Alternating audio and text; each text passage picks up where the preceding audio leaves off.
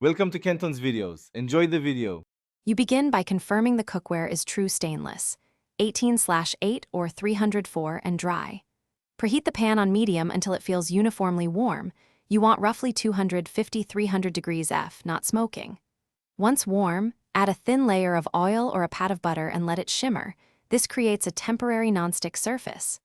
Make sure to adjust immediately. Too cool and food will stick. Too hot and fats break down. This quick calibration sets the stage for every successful sear. You now place dry, seasoned pieces into the shimmering oil and resist fussing. Leave them until they naturally release. This forms the crust. Once you flip, lower heat slightly to finish cooking through. Use a thermometer for accuracy when needed.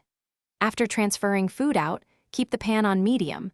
Pour in 1/4 to 1/2 cup of stock, wine, or water to deglaze, and scrape the fond with a wooden spoon to make a pan sauce. This adds flavor and prevents residue buildup. You finish by letting the pan cool only a little. Don't shock it with cold water.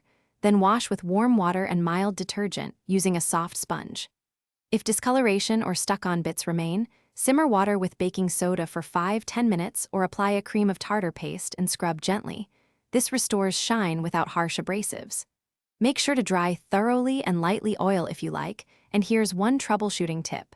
If persistent sticking occurs, recheck your heat calibration and the dryness of the food before searing.